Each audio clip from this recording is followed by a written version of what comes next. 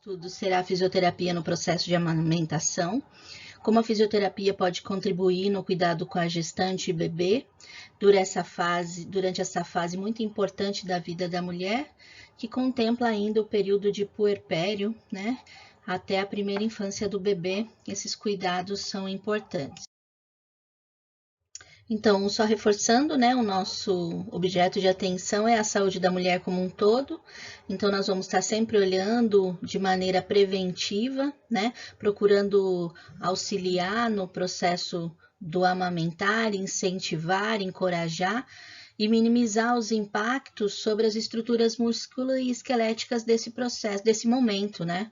Minimizar quadros álgicos ou desconforto, acima de tudo, sendo um apoiador e acolhedor do processo de amamentação.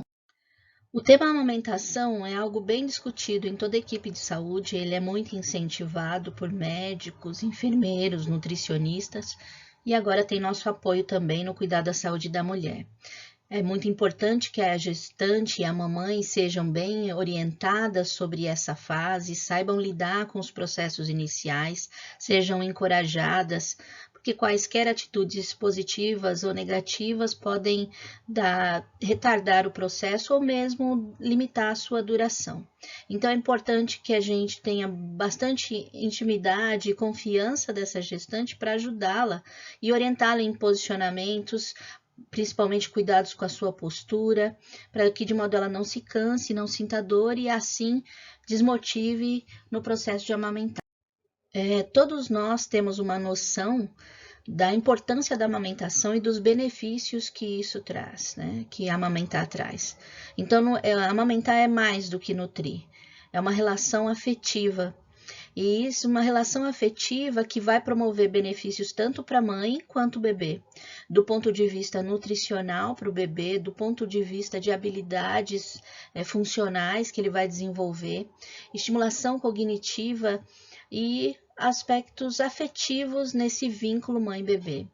Sabemos também que o leite materno é o melhor leite que existe, não há leite fraco, não há leite insuficiente, isso são mitos, né, que a maioria das pessoas acaba acreditando e difundindo essa informação, o que desencoraja a manutenção e a permanência no processo de amamentar, pelo menos pelos primeiros 6 meses. Né?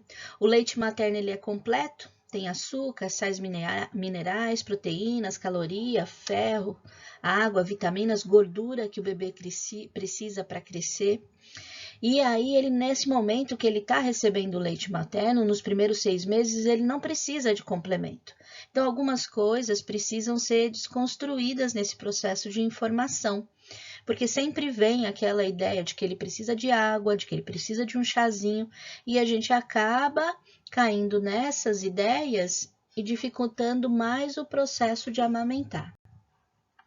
O leite materno ele é composto essencialmente de 3 momentos, de 3 características que dão a ele a sua natureza e a sua riqueza. Então, ele tem o primeiro leite chamado colostro, que é pobre em gordura, mas rico em proteína, é um leite extremamente importante para ativar o sistema imunológico do bebê, a defesa do bebê. E ele é produzido entre o primeiro e o 5º dia após o nascimento. Então, é nessa fase que a gestante precisa de mais apoio, porque se ela não entende, se ela não compreende como o leite é, ela vai olhar e vai achar que seu bebê não está sendo alimentado. E mesmo porque nessa fase o bebê tem livre demanda para mamar, né? Não é na hora que eu quero, é a hora que ele quer mamar. Então ele vai estar se alimentando desse material e sendo enriquecido imunologicamente. O segundo leite é o leite de transição, rico em açúcar e gordura, né? Produzido a partir do sexto dia até o 15º dia do nascimento. É um leite mais que a criança vai começar a se desenvolver, ganhar um pouquinho de peso. E por fim o leite maduro, que é um leite que vai ser produzido a partir do 15º dia do nascimento.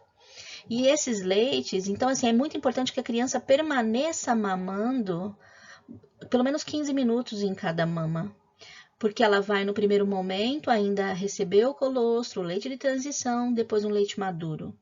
Então, isso é importante para ela se desenvolver e crescer. O que é mais importante nesse contexto é que o leite, ele não tem embora a coloração dele varie, a essência nutricional dele se mantém e ele foi criado especificamente para o humano. Então, quando a criança passa a ter contato com o leite de vaca antes dessa fase de maturação, aí começam a haver os problemas, as alergias, os problemas respiratórios. Então, é muito importante que a gestante seja encorajada a permanecer a amamentação o mais tempo possível. Segundo o caderno de nutrição pediátrica do Ministério da Saúde, a importância da amamentação traz muitos benefícios tanto para o bebê quanto para a mãe. Primeiro, que evita a mortalidade infantil, evita a desnutrição, evita a diarreia e as alergias, evita infecções respiratórias, reduz a chance de obesidade na idade adulta, bem como algumas disfunções lipidêmicas, né? Colesterol, diabetes. Alguns estudos comprovaram que crianças que mamaram mais tempo reduziram essa expectativa de desenvolver esse tipo de doença crônica. Melhora o aspecto positivo da inteligência, então crianças que mamam mais são mais espertas, mais inteligentes. Melhora o desenvolvimento da cavidade bucal e dos movimentos da mandíbula pelo efeito de sugar. Protege a mãe contra o câncer de mama. Vários estudos também comprovaram que quanto mais tempo a mãe amamenta, menos chance de desenvolver câncer de mama ela tem. E o que é mais bonito nesse contexto é que promove o vínculo afetivo entre mãe e filho. Vale uma ressalva aqui para não criar um senso comum de dizer que só quem mama no peito tem vínculo afetivo. Não. O vínculo afetivo é o cuidado, né? É estar próximo. Então, se a mãe não consegue amamentar por algum motivo ou alguma disfunção e ela tem que lançar mão de um outro recurso, seja um copinho, seja uma mamadeira, não é o cuidado dela em si com esse bebê, o vínculo no momento de amamentar, o estar presente no momento de amamentar, torna esse afeto muito mais forte. O que a gente enfatiza é que não se escolha outros métodos, que ainda assim tente valorizar a amamentação. Por que algumas mães não amamentam? Primeiro, por falta de informação, por excesso de mito, ou por ter que voltar logo ao trabalho, por precisar deixar o filho e não haver creches especializadas no ambiente de trabalho. Algumas empresas permitem isso, embora a lei ampare que a mãe pode sair mais cedo para amamentar seu filho, às vezes a distância, outras dificuldades tornam isso inviável. Propaganda de substitutos, o excesso de conversas dizendo que outros tipos de alimento nutrem mais, e a falta de apoio dos familiares ou mesmo de uma equipe profissional que a encoraje, que mantenha na amamentação por mais tempo, ou no mínimo por 6 meses. A consequência da não amamentação, já que a gente sabe dos benefícios do leite materno, é a desnutrição, a diarreia, que é um dos problemas comuns nessa primeira infância e que leva à morte e gera perda de peso e baixo rendimento funcional, mortalidade infantil e morbidades, doenças associadas, né, como eu falei, o baixo peso, alguns déficits cognitivos, atraso no desenvolvimento, se a criança não é estimulada e se ela não recebe uma nutrição adequada. E o prejuízo para o orçamento familiar, porque um leite industrializado ele tem um custo elevado, visto que a criança vai mamar em livre demanda, o ideal. Mas como é de alto custo, ela será controlada e isso vai ter prejuízos financeiros para a família, sendo que podia ser evitado se fosse estimulado o processo de amamentar. O processo de amamentar ele não pode começar depois que o bebê nasce, ele tem que ser estimulado em todo o tempo do pré-natal. Então, como se dá a fisiologia da lactação? Então, no processo de gestação, a mama vai se desenvolvendo, vai dilatando seus ductos, vai entrando num processo de preparo para essa formação de leite, desenvolvimento das suas estruturas. Mas o start vai ser dado a partir da sucção. Então, é importante que a mãe tenha paciência e entenda essa fase. À medida que o bebê suga a mama, ele estimula a hipófise a produzir e a ejetar o leite. Então, à medida que ele suga, a hipófise anterior produz prolactina, que vai estimular a produção de leite. E a hipófise posterior produz ocitocina, que vai estimular a ejeção do leite. Isso gera um ciclo. Quanto mais se suga, mais se produz leite, mais se ejeta leite. Aí surgem os mitos. A criança vai sugar, vai produzir mais, a mama vai ficar cheia de leite, isso vai causar dor, então é melhor não. Na verdade, se a mama está produzindo muito leite, é a hora de retirar para estar sendo oferecido para bancos de leite.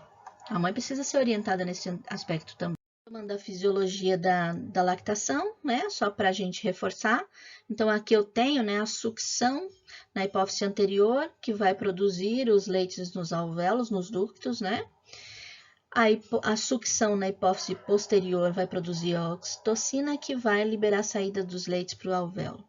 O que prejudica esse processo? A ansiedade, a tensão, a dor, o estresse, a insegurança, isso inibe o reflexo de ejeção. Então, o impulso nervoso da sucção, ele também é modificado pelo aspecto emocional da mãe, por isso que ela precisa ser apoiada e encorajada. Se ela fica ansiosa, meu leite não vem, eu não tenho leite suficiente, ela vai diminuir mesmo. Então, ela precisa entender que ela é parte nesse processo, e aí ela precisa se tranquilizar para essa fase ser uma fase tranquila, dentro do que é possível, mas que assim o leite seja produzido. Reforçando mais um pouquinho, através dessa imagem, o olhar de que a mãe tem que pensar com carinho que nos benefícios da amamentação para o bebê, e ela tem que estar interagindo com ele nesse momento, para que assim os reflexos sejam estimulados e não inibidos. Se ela não tiver paciência, que é uma das queixas da maioria das mães no início de processo de amamentar, que cansa amamentar, porque às vezes o bebê mama muito pouquinho e já dorme, e você tem que ter paciência para o processo de amamentação. Ou às vezes ele quer várias vezes no dia e você acaba se irritando com aquela situação. Então, quando se fala do vínculo afetivo, é esse momento entender que agora é o cuidado do bebê. Então, algumas coisas precisam ser deixadas para trás e esse momento tem que ser íntimo. A fisiologia da sucção se dá pelo encaixe da boca, o encaixe correto do bebê. E aí a gente começa a falar de pegas corretas e pegas incorretas, né? O encaixe da boca do bebê e o contato da língua dele, gerando uma pressão negativa, estimula a descida do leite. Esse movimento de sucção, esses movimentos mandibulares, de baixo para frente, para cima e para trás, ele faz com que o desenvolvimento facial do bebê se dê. Então, essa interação, esse encaixe da boca do bebê e que a língua chegue até o palato e vá sugando o leite, esse momento é o momento mais crítico e mais sensível, que é onde exige mais paciência. O bebê, às vezes, não sabe reconhecer essa dimensão entre mãe e filho. Então, eu preciso estar estimulando como fazer essa sucção. Como é que eu vou estar fazendo isso? Colocando o dedo indicador, o dedo mínimo, para que ele sugue. Eu vou estar estimulando reflexos primitivos e vou estar introduzindo a auréola na boca do bebê.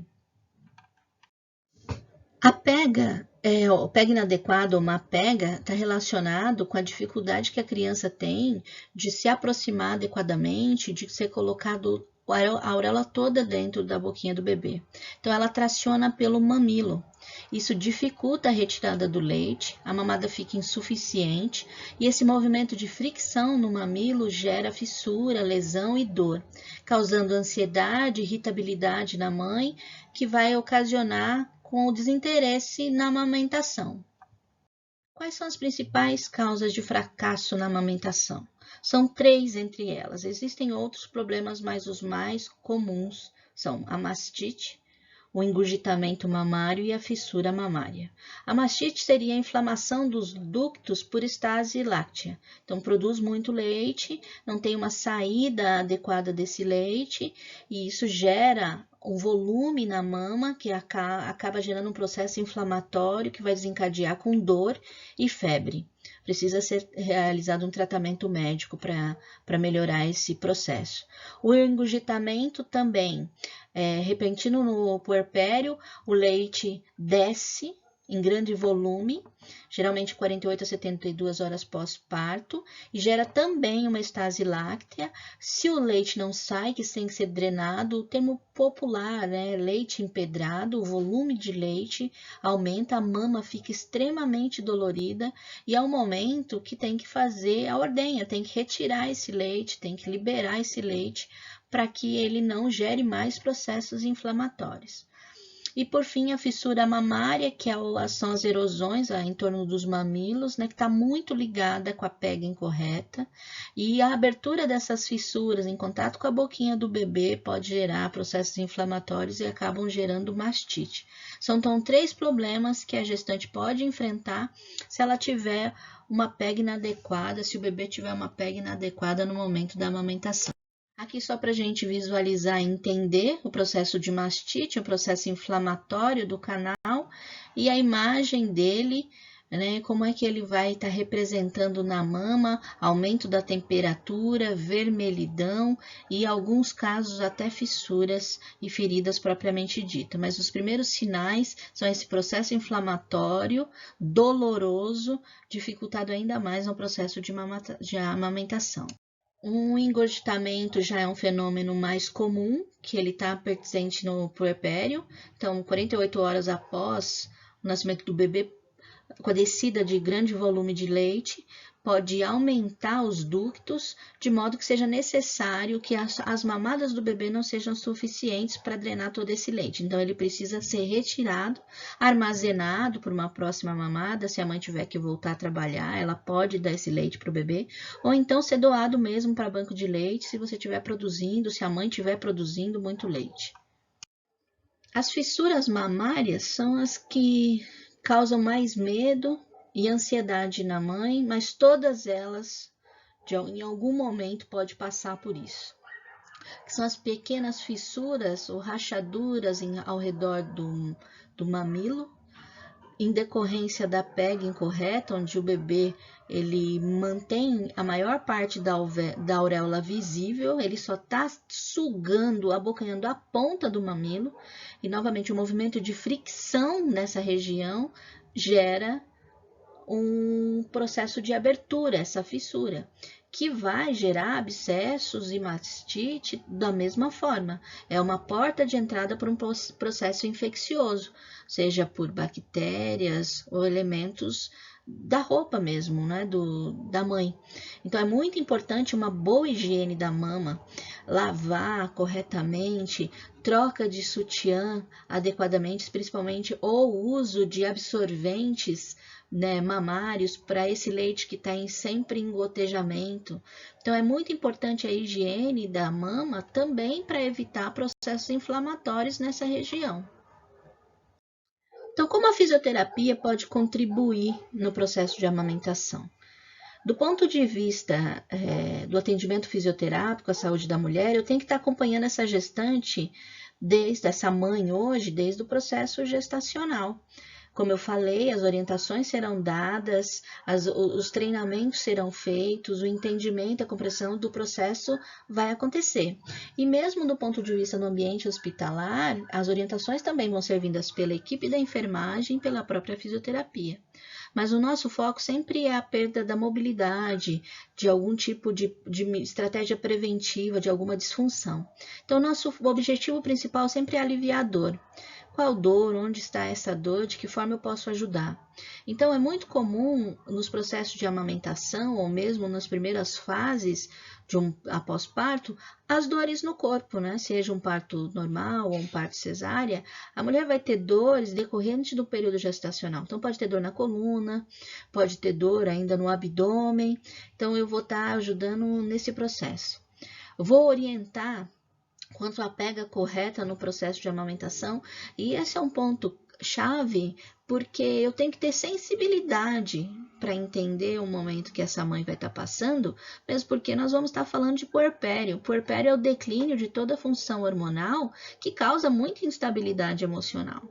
Então, a gestante pode ficar hipersensível. Agora, uma mãe primigesta, às vezes, com um bebê que ela não saberá cuidar. Então, são muitas questões na cabeça dela e ainda incentivar uma técnica que, a princípio, não é simples. Né? Parece simples, mas às vezes não é, para algumas mães não é. Então eu preciso ter sensibilidade, às vezes uma mão de conforto, um olhar carinhoso e uma tentativa, um estímulo para que vai dar certo da próxima vez. Orientação contra os exercícios para o mamilo, porque existem tipos de mamilo e alguns mamilos não favorecem a amamentação, não favorecem entre aspas, né? Porque é sempre possível amamentar. Orientação sobre postura durante a amamentação, esse é o ponto mais importante para a fisioterapia, porque se ela não tiver uma boa postura e ela permanecer por muito tempo durante a amamentação, logo ela vai ter queixas álgicas, seja no ombro, seja na cervical, seja na coluna torácica, na coluna lombar. E a dor vai impactar diretamente no processo de amamentar. Então, se está tendo muita dor e desconforto, logo ela vai sentir menos vontade de amamentar. E prevenção, né, das dores nas costas no cuidado com o bebê. Então, quando nós falamos de tipos de mamilo, a gente tem aqui uma representação do que é um mamilo normal, do que é um mamilo plano ou pequeno, do que é um mamilo comprido e do que é um mamilo invertido. Quando a mãe apresenta esses tipos de mamilos, plano ou invertido, recomenda-se os exercícios de Hoffman, que a fim de estimular a auréola a romper o tecido de aderência e minimizar a forma desse mamilo. Algumas pessoas indicam passar esponja e N outras técnicas. Não é necessário. Se você entende os exercícios e consegue orientar a gestante nesses exercícios, que são bem simples, há uma melhora e há uma habilidade em usar o mamilo que tem no processo de amamentação. Os exercícios de Hoffman são bem simples, então, como a imagem mostra, chega na região do maléolo, com os dedos indicadores, eu vou tracionar, né, de modo lateral e vou fazer esses movimentos em todas as direções e, ao chegar no mamilo, vou fazer movimentos circulares. Quanto mais vezes eu fizer esse movimento, melhora o aspecto do mamilo e assim ele vai estar mais apto a iniciar o processo de amamentação. Então, o que nós temos? Como a fisioterapia pode contribuir? Do ponto de vista preventivo, em todas as orientações. Então, orientações quanto à postura, orientações quanto à pega da mamada, orientações de como segurar o bebê, orientações quanto às atividades de vida diária. Então, assim, nós trabalhamos na orientação, ensino e orientação dos exercícios de Hoffman. Isso tudo ajuda e encoraja o processo de amamentar. Então, durante a amamentação, nós vamos ter alguns cuidados importantes, principalmente com a coluna e com o membro superior. Então, às vezes, posturas tensas de ansiedade geram dor na cintura escapular, geram dor na região torácica, principalmente se a mama ganhou muito volume, então ela vai tender a ficar mais pesada, e isso vai repercutir na região torácica, e mesmo porque se ela tem a necessidade de segurar muito tempo o bebê. Todas essas informações, elas parecem muito simples, mas se o indivíduo não é bem orientado, ele acaba reproduzindo esses erros. Alguns recursos podem ser usados, almofadas, poltronas, rolos, né? Tem que ser encorajada a usar esses acessórios, de modo que isso gere conforto para o bebê. A troca do bebê, o banho do bebê, também é um objeto de atenção. Então, a mãe que vai executar essas tarefas tem que saber como fazê-las, né? De que ponto ela vai fazer, de modo que ela mantenha a sua coluna na melhor posição possível, para que ela não tenha dor e nem desconforto. Então, aqui nós temos as posições clássicas de amamentação. São sugestões de amamentação, né? Sugestões de posição, mas cada mãe e cada bebê escolhe o seu jeito de amamentar. Não posso impor nada nem desencorajar, eu preciso apenas orientar aos cuidados. Então, se ela preferir uma posição mais tradicional, sentada com o bebê no colo, ela precisa ter noções de como a coluna deve estar apoiada, de como os membros inferiores precisam estar apoiados, para que ela evite sobrecarga na região do ombro, na região cervical e da própria coluna. Se ela resolver estar deitada, ela tem que ser bem orientada também para evitar que o bebê caia da cama, para evitar acidentes com o bebê, né? Então, alguns lugares, algumas revistas fazem crítica a essa posição, mas cada mãe sabe da melhor posição para permanecer na amamentação. O cavalinho, que é uma opção também, né, que é o bebê sentado à frente da mãe, com a cabeça do bebê, né, que posiciona a mama. E a posição invertida, que é a mãe segura o bebê contrário à posição que ela está. Também são posições de sugestão que a mamãe pode experimentar todas elas, mas como eu já falei, é importante que a mãe se identifique com uma posição e ela se sinta confortável nesse processo de amamentação. Vamos lá? Para finalizar a nossa aula de hoje, uma aula bem curtinha, que nós vamos fazer uma atividade que vai estar lá no Classroom, que é para elaborar um guia de cuidado para a postura da mamãe durante a amamentação e ao cuidado do bebê. Então, a gente vai olhar do ponto de vista ergonômico. Tem alguns materiais na internet, eu gostaria que vocês criassem algo diferente, a partir do que já se tem, claro, né? Fizessem tipo um PowerPoint com essa sequência, que depois, se fosse possível, um material de divulgação. Então, eu peço a criatividade de vocês para criar algo novo, diferente, ou mesmo focar em algo que você já percebeu ou sentiu interesse nesse quesito da fisioterapia na amamentação. Então, no Classroom vai estar essa atividade postada e um artigo sobre o ponto de vista da fisioterapia no processo de amamentação ou encorajamento à amamentação. Boa noite, nós vamos nos falando pelo WhatsApp e pelo próprio Classroom. Tenham um excelente final de semana, mantenham-se cuidados nesse período de quarentena. Um beijo a todos, saudade de vocês, viu?